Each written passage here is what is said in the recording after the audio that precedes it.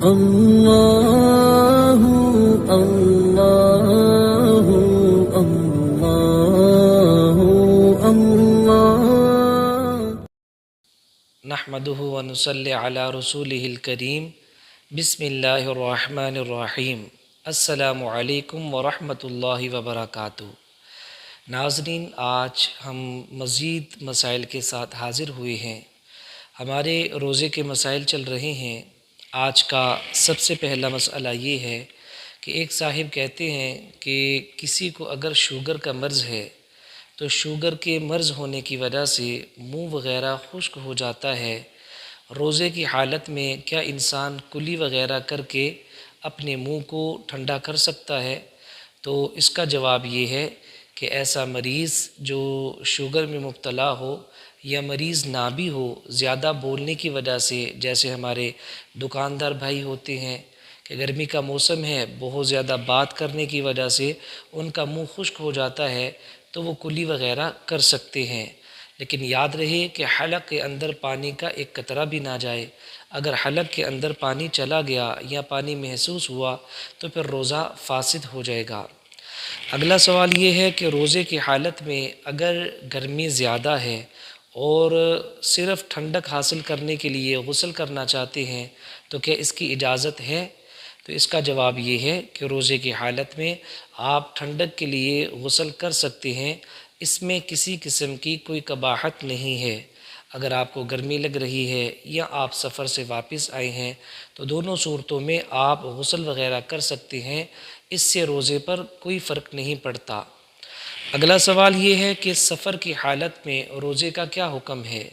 تو یاد رکھیے گا، رسول پاک صلی اللہ علیہ وسلم کے زمانے میں جو صحابی حالت سفر میں روزہ رکھتا تھا وہ خود بیان کرتا ہے کہ کوئی دوسرا صحابی ان کو ملامت نہیں کرتا تھا، اور اسی طرح سے جو بھی صحابی سفر کی حالت میں روزے کو چھوڑ دیتا تھا کوئی صحابی ان کو ملامت نہیں کرتا تھا، جس سے معلوم ہوا کہ اللہ تعالیٰ نے رخصت دی ہے، اللہ تعالیٰ نے اختیار دیا ہے، سفر کی حالت میں آپ روزہ رکھ بھی سکتے ہیں اور آپ کو روزہ چھوڑنے کا بھی اختیار ہے۔ اگر ایزیلی، سہولت کے ساتھ، عافیت کے ساتھ آپ روزہ رکھ لیں گے تو اللہ تعالیٰ اس کا بہت زیادہ اجر و ثواب عطا فرمائیں گے۔ اگلا سوال کسی بھائی کا یہ ہے کہ ایک آدمی صبح سو کر بیدار ہوا، اس کو غسل کی ضرورت ہے لیکن ٹائم اتنا کم ہے کہ اگر وہ غسل کی طرف جاتا ہے تو وہ سحری نہیں کھا سکتا، تو اس بندے کو کیا کرنا چاہیے؟ یاد رکھیے گا، اس کو پہلے روزہ رکھنا چاہیے، یعنی پہلے سحری کرنی چاہیے، اس کے بعد سحری سے فارغ ہو کے یہ اپنا غسل وغیرہ کر سکتا ہے۔ اسی طرح اگر صحبت وغیرہ کی ہے اور ابھی سحری کا ٹائم کم ہے تو میاں اور بیوی دونوں ہی پہلے روزہ رکھ سکتے ہیں، اور اسی حالت کے اندر عورت سحری وغیرہ بنا سکتی ہے، اس میں کسی قسم کی قباحت نہیں ہے، نہ ہی کوئی گناہ ہے اور نہ ہی کوئی ملامت ہے۔ البتہ اگر ٹائم زیادہ ہو کہ عورت پہلے غسل کر سکتی ہے تو اس کے لیے زیادہ بہتر اور مستحب یہی ہے کہ پہلے پاک ہو جائے، غسل کر لے، اس کے بعد سحری کا انتظام کرے۔ لیکن اگر ٹائم شارٹ ہے اور یہ پتہ ہے اگر غسل کی طرف جائیں گی تو پھر سحری کا ٹائم کم ہوگا، یا تو پکا نہیں سکے گی یا پھر روزہ وغیرہ رکھ نہیں سکے گی، تو اس کے لیے علماء یہ فرماتے ہیں سب سے پہلے سحری وغیرہ کر لیں، روزہ وغیرہ رکھ لیں، اس کے بعد اطمینان کے ساتھ آپ غسل جنابت کر لیں۔ اگلا سوال یہ ہے کہ زکوٰۃ کے پیسوں سے افطاری کروانا یہ جائز ہے یا ناجائز ہے؟ یاد رکھیے گا، زکوٰۃ کے پیسوں سے افطاری کروانا اس صورت میں جائز ہے کہ جب آپ افطاری کی جتنی بھی چیزیں ہیں، سامان وغیرہ ہے، وہ آپ لوگوں کو ان کے ہینڈ اوور کر دیں، ان کے حوالے کر دیں، چاہے تو وہ یہیں پہ بیٹھ کے کھائیں، چاہے وہ اپنے گھر میں جا کے کھائیں، چاہے خود کھائیں یا کسی اور کو کھلائیں، بہر صورت ان کو مالک کلی بنا دیا جائے۔ اس صورت میں زکوٰۃ کے پیسوں سے افطاری کروانا جائز ہے۔ لیکن اگر آپ فقراء کو، مساکین کو اپنے گھر کے اندر مدعو کرتے ہیں، گھر میں بلاتے ہیں، وہاں پر بلا کے ان کی دعوت کرتے ہیں، تو علماء نے لکھا ہے اس صورت میں زکوٰۃ کے پیسوں سے افطاری کروانا جائز نہیں ہوگا۔ اگلا مسئلہ بہت ہی اہم مسئلہ ہے، کیا اذان ہوتے ہوئے کچھ کھایا پیا جا سکتا ہے؟ تو یاد رکھیے گا، بہت سینسیٹیو مسئلہ ہے۔ اذان ہوتے ہی سحری کا وقت ختم ہو جاتا ہے۔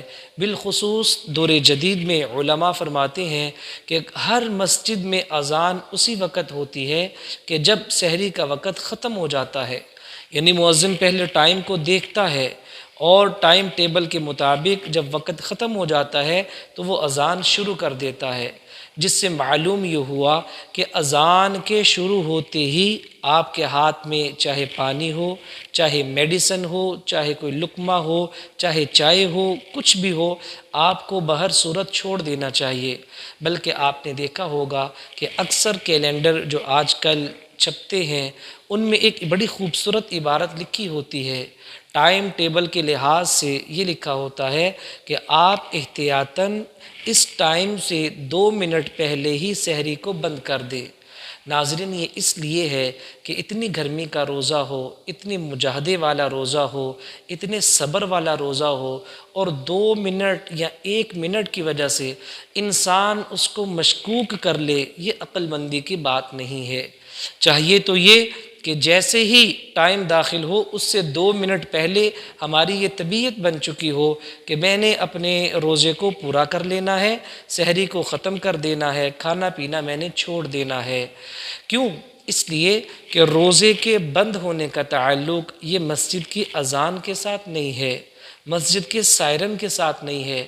پاکستان میں بہت ساری جگہ ایسی ہیں جہاں پر مساجد موجود نہیں ہیں، یا جہاں پہ مسجد کی اذان پہنچتی نہیں ہے، لاؤڈ سپیکر کی آواز پہنچتی نہیں ہے، تو ان کے لیے یہ حکم ہے، اور تمام وہ لوگ جن کے محلوں میں مساجد موجود ہیں سب کے لیے یہ حکم ہے کہ جیسے ہی روزے کا ٹائم ختم ہو، آپ نے اپنی واچ پہ دیکھ لیا آپ کا ٹائم ایکوریٹ ہے، آپ نے دیکھ لیا کہ کیلنڈر کے مطابق روزے کا ٹائم پورا ہو چکا ہے، تو فوراً کھانا پینا چھوڑ دینا چاہیے۔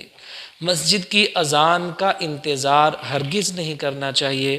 ہو سکتا ہے کہ مسجد کی اذان کسی وجہ سے لیٹ ہو، کوئی خرابی ہو سکتی ہے، اور لائٹ کا مسئلہ ہو سکتا ہے، اسی طرح سے ہو سکتا ہے کہ کوئی بغیر سپیکر کے اذان دی جا چکی ہو، تو اس لیے آپ سحری کو فوراً سے بند کر دیا کریں۔ اللہ تعالیٰ سے دعا ہے اللہ تعالیٰ ہماری عبادات کو قبول و منظور فرمائے۔ اگر آپ کا کوئی سوال ہو آپ واٹس ایپ کے ذریعے سے پوچھ سکتے ہیں، یا کمنٹ سیکشن کے اندر آپ اپنا سوال ذکر کر سکتے ہیں، انشاءاللہ تعالیٰ اس کا مناسب جواب دے دیا جائے گا۔ السلام علیکم ورحمۃ اللہ وبرکاتہ۔